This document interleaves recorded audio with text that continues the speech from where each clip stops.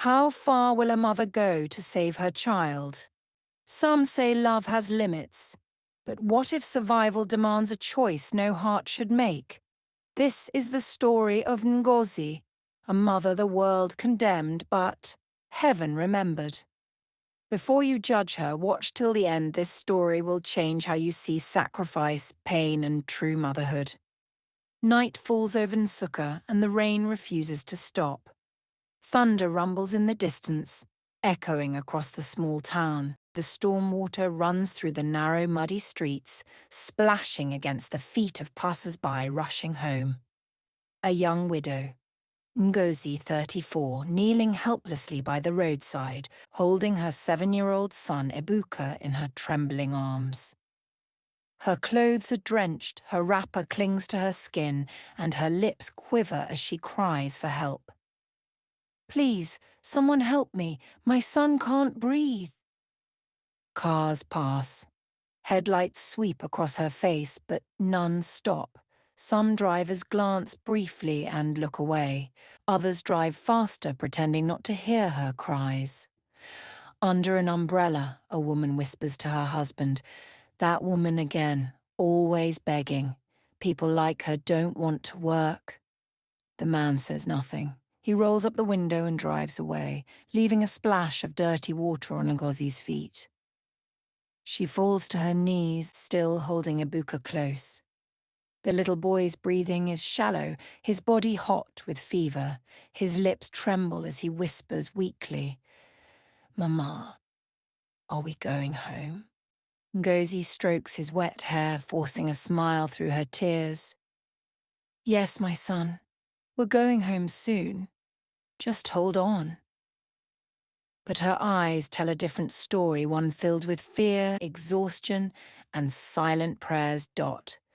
And if the thought of soon means forever. Lightning flashes above them, illuminating her face, young yet aged by hardship. She looks up at the sky, rain hitting her face like tiny knives.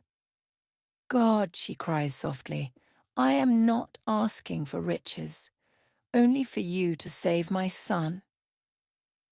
Minutes feel like hours. No one stops. The rain grows heavier, soaking everything around her. Then from the corner of the road, a small tricycle slows down. Its weak headlamp flickers through the mist. An old man, his clothes as wet as hers, steps out. His voice is gentle, but firm. "Madam, what happened to your child?" Ngozi struggles to speak between sobs. "He is very sick. I was taking him to the hospital, but I don't have any money for transport." The man looks at her, then at the boy in her arms. He hesitates for a moment, then says quietly, "Get in. You don't need to pay. Let's take him before it's too late." Tears roll down Ngozi's face as she whispers, thank you, sir. God bless you." She climbs into the tricycle, cradling Ebuka close to her chest. The old man starts the engine, coughing and shaking as they drive through the flooded streets toward the hospital. When they got to the hospital, the nurse examined him and frowned. "This child needs urgent treatment," she said. "We suspect a rare infection. He must be admitted immediately." Ngozi's heart raced. "How much will it cost?"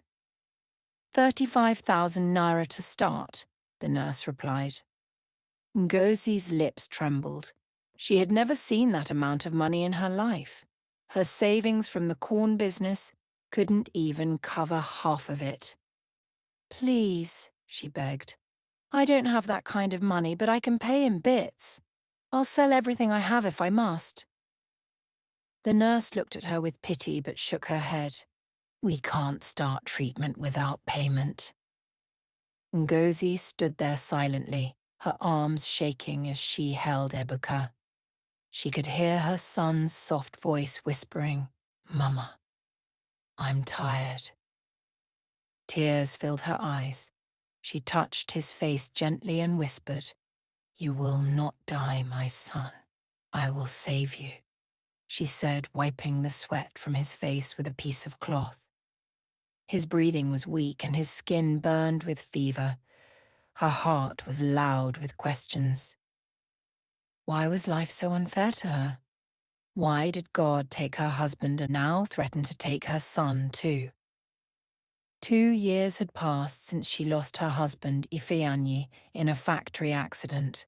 The day he died was the day her laughter ended. She had no one left but her only child, and he had become her reason to wake up each morning. To feed and send him to school, Ngozi started selling roasted corn by the roadside. Every day she would leave home before sunrise carrying her tray, charcoal, and a few cobs of corn. Sometimes she made enough to buy food for the night. Sometimes she came home with nothing but ashes on her hands. Yet no matter how tired she was, she always found the strength to smile at Ebuka. "Don't worry, Mama," he would say, his voice full of innocence. "When I grow up, I'll be a doctor. I'll build a big hospital and treat people for free like Daddy." Every time he said that, Ngozi's heart melted. It reminded her of Ifeanyi, who always dreamed of becoming a medical technician before life cut his dreams short. Ngozi sat outside the hospital gate, holding her sleeping son close. Ebuka's breathing was weak, his skin burning with fever. The doctor had said, "He needs immediate treatment," but the amount he mentioned could feed her for a whole year. She had gone from one person to another begging for help. Some avoided her eyes. Others dropped small coins and walked away. As evening came, she sank to the ground, hopeless. Then a black SUV stopped in front of her. The window rolled down and a deep voice called, "Young woman, what is your problem?" Ngozi quickly stood up. "Sir, please help me. My son is dying. The doctors won't treat him without money." Chief Namdi, a man known in town for his wealth and power, looked at her for a long moment. He was in his mid-50s, dressed in white senator wear, his gold wristwatch shining in the fading light. "How much do they need?" he asked. Ngozi told him the amount, her voice shaking. He nodded slowly. "I can help you," he said, "but I need something in return." Ngozi frowned. "Sir, I don't have anything. I can work for you, wash clothes, clean your compound." He interrupted her. "No, that's not what I mean." His tone was calm but cold. "You will spend one night with me. After that, I'll pay your son's bills." For a few seconds, the world stopped. Ngozi felt her legs weaken. "Sir?" she asked, hoping she heard wrong. Chief Namdi looked away, then back at her. "Think about it. Your son's life or your pride. I'll be in the car." He rolled up his window and waited. Ngozi sat on the ground again, shaking. The rain had started to fall lightly. She stared at her son's face, pale, innocent, barely breathing. She thought about her husband gone too soon. She thought about the promises she made to protect their child no matter what. "God," she whispered, tears mixing with rain, "is this the only way?" Minutes passed. The driver started the engine, ready to leave. Ngozi stood up slowly, wiped her face, and walked to the car. The next morning, Chief kept his word. He paid for Ebuka's full treatment. The boy began to recover quickly. For the first time in weeks, Ngozi smiled, but it was a smile heavy with shame. She could not look people in the eye anymore. Days later, Chief called her again, demanding to see her. She refused. He laughed coldly over the phone.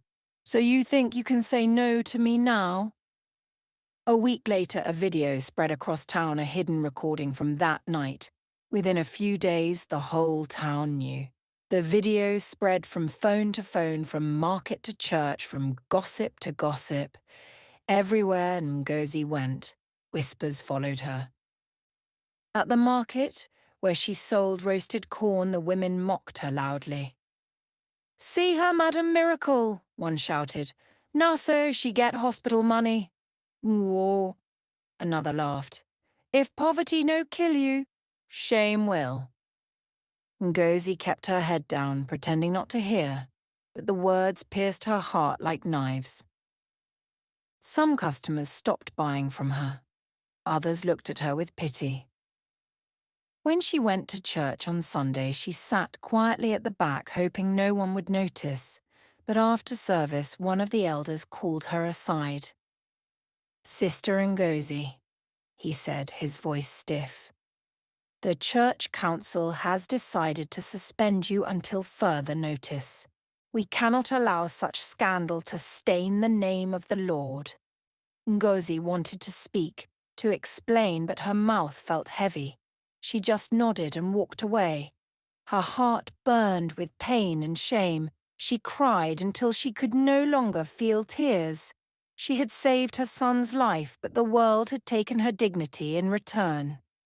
Still, when she looked at Ebuka sleeping peacefully beside her, she whispered, "I would do it again if I had to, because a mother's love is worth more than the world's judgment." At school, things were no better for Ebuka. One afternoon, he came home crying. "Mummy," he sobbed, "they called me names. They said you were a bad woman. They said you sold yourself for me." Ngozi froze. Her hands trembled as she wiped his tears. She had no words. All she could say was, "Don't listen to them, my son. God knows the truth." But that night, when Ebuka was asleep, Ngozi sat alone in the dark, staring at a bottle of rat poison on the table. Her eyes were red from crying. "Maybe if I go, everything will stop," she whispered to herself. Then a small voice came from the bed. "Mummy." She turned. Ebuka was awake, his tiny voice soft but firm. "Mummy, when I grow up, I'll make the world beg you for forgiveness." The bottle fell from her hand. Tears filled her eyes again, but this time they carried a different strength. She knelt beside him and held him close. "No, my son," she whispered. "You don't have to make them beg. Just grow up and be good. Let God fight for us." That night, Ngozi made a new promise she would live no matter how hard it got. Not for herself, but for the boy who still saw her as a hero. Ngozi could no longer bear the shame. One early morning, she packed a small bag, held Ebuka's hand, and left the town quietly. She didn't tell anyone where she was going. They arrived in Enugu with nothing but hope and a few naira notes. For days they slept in a small church hall until she found a job as a cleaner in a private school. The pay was small, but it was enough to buy food and pay part of Ebuka's school fees. Every morning before dawn, she swept classrooms, washed toilets, and scrubbed floors. In the evening, she sold fruits by the roadside. Life was hard, but she never complained. Ebuka, she often said, "You must never hate anyone. Hatred is heavier than poverty." Her words stayed with him. Ebuka studied harder than anyone in his class. He read under streetlights when there was no electricity. His teachers noticed his brilliance and began to help him. Years passed. Ebuka won a scholarship to finish secondary school, then another to study medicine at the university. Each success made Ngozi's heart swell with pride. Whenever he came home from school, he would hug her tightly. "Mummy, I'll make you proud," he always said. Ngozi smiled and replied, "You already have, my son. Every day you wake up and do good, you make me proud." Ebuka graduated with distinction, the best in his class. When he walked across the stage in his white coat, the crowd cheered.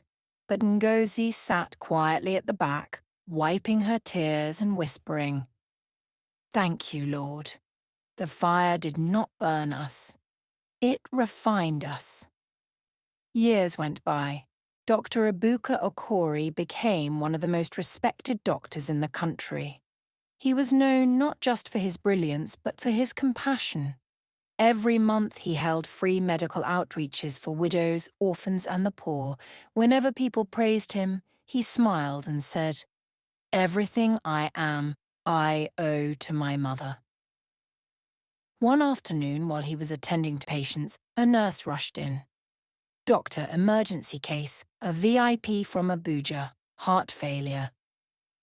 They brought in an old man on a stretcher, surrounded by bodyguards and aides. The moment Ebuka looked at the patient's face, his chest tightened. It was Chief Namdi. Time froze for a second. Memories rushed back, the tears, the humiliation, the pain his mother endured. But then he looked at the man again. Chief Namdi was gasping for breath, weak and helpless. The nurse whispered, "Doctor, do you know him?" Ebuka replied quietly, "Yes. Prepare him for surgery." The operation was long and difficult, but Ebuka never hesitated. His hands were steady, his heart calm. After several hours, the surgery was successful. Chief Namdi's life was saved. When the man woke up later, he turned his head slowly and saw the young doctor standing beside him. "You," he said weakly. "Your face looks familiar." Ebuka looked at him with calm eyes. "I am Dr. Ebuka Okori, son of Ngozi Okori," he said. Chief Namdi's eyes widened in shock. His lips trembled. "Ngozi, your mother?" "Yes," Ebuka said softly. "The woman you destroyed." Silence filled the room. Chief Namdi began to weep. "I don't deserve your mercy," he whispered. Ebuka looked at him and said, "My mother taught me that saving a life is always right even when the world is wrong." Chief covered his face with his hands and cried like a child.